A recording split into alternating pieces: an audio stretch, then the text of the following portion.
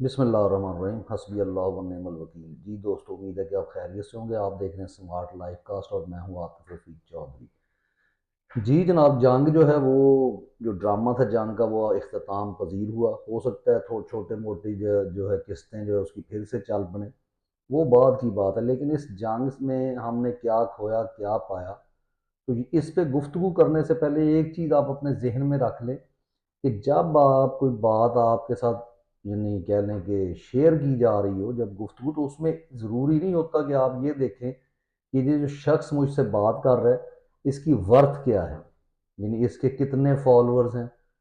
ये इसका बैकग्राउंड क्या है। आप बात के ऊपर जाया करें। और सेकेंडली, अगर आपको बात अच्छी नहीं लगती तो उसका ये मतलब नहीं गालियां दी जाएं, बल्कि आप उसके साथ काउंटर आर्गूमेंट के साथ है, लेकिन आर्गूमेंट होना चाहिए। ये नहीं जो आपकी जनाब मिलिट्री इस्टेब्लिशमेंट 12वीं पास डफर्स जो है वो जो आपको सुनाते हैं कि मिसाल के तौर पे इमरान खान ये कहता है कि आप आइन के साथ खड़े हों, आप पाकिस्तान के लिए सियासत से अलग हो जाएं, आप अपनी ड्यूटी निभाएं, अवामी नुमाइंदों को वो काम करने दें जो आप करते हैं। तो ये क्या करते हैं, यानी लोगों को उठाते हैं, उनको करंट लगाते हैं, और वहाँ पे ये बताया जाता है कि तुम एक जानी को सपोर्ट कर रहे हो। यानी गुफ्तगू हो रही है आइन के मुताबिक खड़े होने की, ठीक है। आप उसमें कभी दीन को लेकर आ जाएं, कभी उसमें जो है किसी की जो पर्सनल लाइफ को डिस्कस करना शुरू कर दें। नवाज शरीफ और क्या नाम है मरीम नवाज से सवाल ये पूछा जा रहा था, जब आपको पता है धरना वगैरह भी हुआ,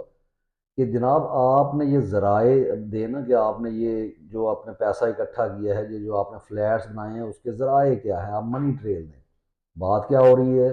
मनी ट्रेल देने की। लेकिन जवाब क्या आ रहा है, सीता वाइट। तो ये है एक यानी जाहल किस्म के लोग। और यही हाल हमारी कौम का, और हमारी कौम का नहीं सिर्फ, ये दोनों तरफ यानी सरहद के उस पार जो लोग मौजूद हैं वो, और इस पार जो लोग मौजूद हैं, दोनों यानी एक ही तरह से इन लोगों के हाथों जो है वो पागल बनते हैं। और अभी यानी मैं बहुत इनकी लोगों की इज्जत करता हूँ, जैसे साबर शाकर साहब हो गए,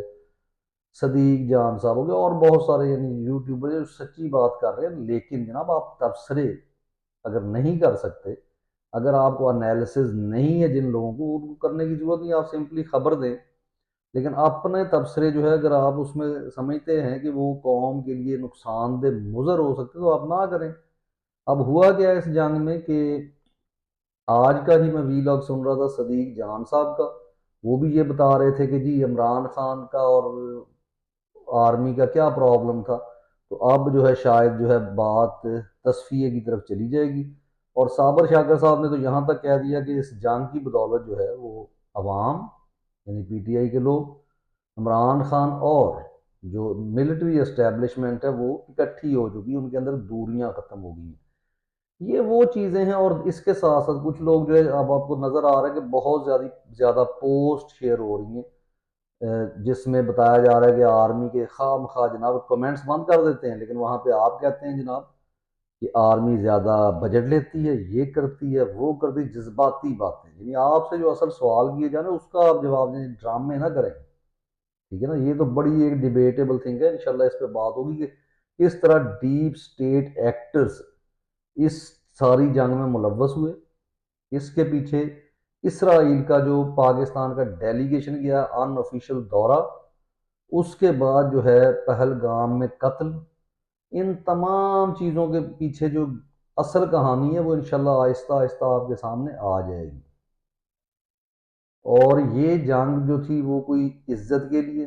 गैरत के लिए, दीन के लिए लड़ी गई थी कि जनाब आप इसको कुरान से लफ्ज़ ढूंढ कर इसको नाम दे रहे हैं, यानी लड़ रहे हैं आप सिर्फ अपनी झूठी अनाओं के लिए। और यहाँ पर जो है जनाब उधर वो सिंदूर नाम दिया जा रहा है, इधर जनाब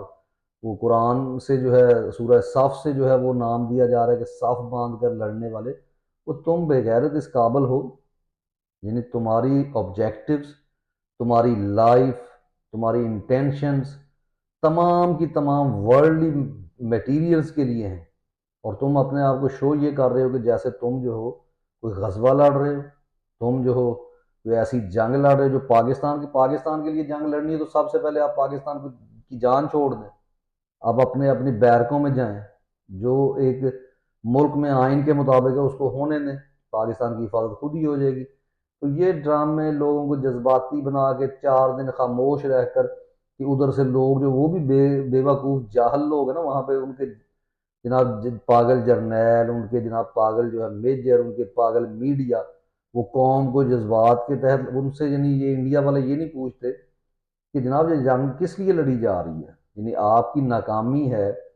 سیکیورٹی ایجنسیز کی کہ وہاں پہ دن دہاڑے بندے قتل کر دیے گئے، اور آپ جو ہے وہ پاکستان کے ساتھ جناب ڈرامہ رچا رہے ہیں، اور اگر رچایا ہے تو پھر اس کو پایا تکمیل تک پہنچائیں نا، اس سے کیا آبجیکٹیوز آپ نے حاصل کیے ہیں کہ ہماری فوج سے پوچھا جائے، لیکن یہ باتیں کبھی نہیں پوچھی جائیں گی کیونکہ ہم جذباتی قوم ہیں، ٹھیک ہے نا جی۔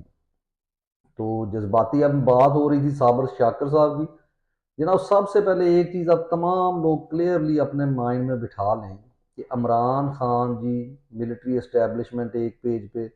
درمیانی مسائل ختم ہو گئے، پرابلم ختم ہو گئے،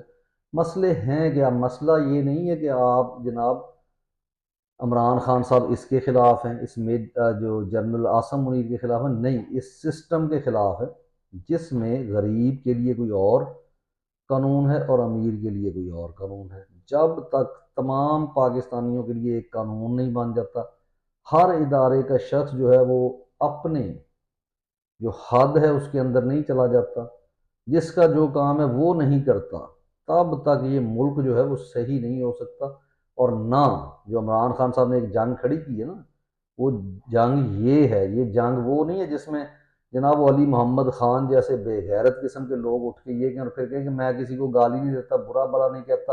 اسمبلیوں میں کہ میں جناب جو ہوں ہماری تربیت نہیں ہے۔ تمہاری تربیت کیوں نہیں ہے؟ تمہارے ماں باپ نے تمہیں سکھایا نہیں ہے